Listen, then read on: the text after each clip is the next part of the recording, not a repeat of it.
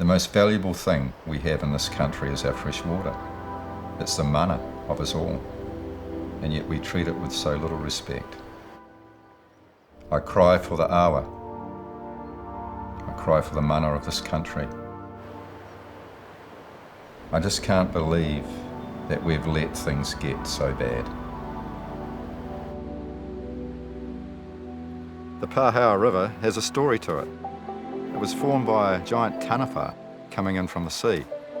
And as it thrashed its way in, its tail swirled and it formed this windy, snaking river inland.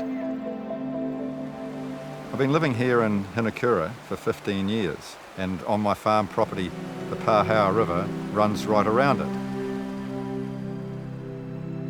Back then, the river was teeming with fish. We had fishing rods by the back door, and people could just go and catch a feed any time they liked. But things changed dramatically. As people began to intensify their farming practice, they brought more and more beef stock onto their farms, and so they had a greater need for feed. And a lot of that stock ended up here in the river, particularly in the dry summers. Here in New Zealand now, we have around 10 to 12 million adult bovines, male and female. Each one of those bovines is equal to about 14 people. So that's the equivalent of around about 140 million people all defecating directly onto the ground with any type of sanitation control whatsoever. Back in 2008, the Pāhaua River was a moonscape. There were that many cattle in the river that all the vegetation had been eaten. The gravel was just covered in excrement, and the river stank like a cowshed. And it got worse and worse until all the fish in the river were dead.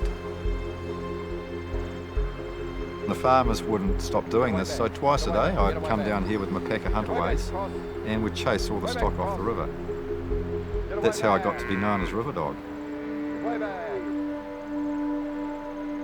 Spoke to the regional council. They said, well look, unless we have some actual scientific evidence and water quality samples and things like that, there's very little we can do to try and mitigate the effects of the intensive agriculture.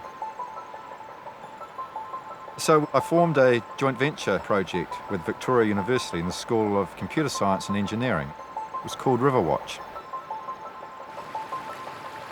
The idea of Riverwatch was to develop technology that could record water quality data over a 24/7 period. Current water testing methods just take a snapshot of what's happening in the water. They take a sample, take it back to the lab, or put a wand in the water and measure it on a meter. Riverwatch sits in the water and takes samples every 10 or 15 minutes and can stay in the water for weeks at a time. Affordability is very important because it makes it accessible to the ordinary person at 1/10 the cost. All the data from our Riverwatch devices are GPS tagged, which means then it can be located on that particular spot that the data is taken from. It's very important for us all that we actually start to record what's going on in our water. The future of fresh water in Aotearoa is really in the data. There's been a lot of times where I've had to ask myself, is it worth it? Been quite a few times I've had to say it's not. My life's been threatened. My dogs have been threatened. Been shot at. Been dragged out of my car and beaten up. All because I tried to save the Pāhaua River. Yeah, it's been a struggle. But you walk down to that river and everything that has happened over the last 10 years has been worth it.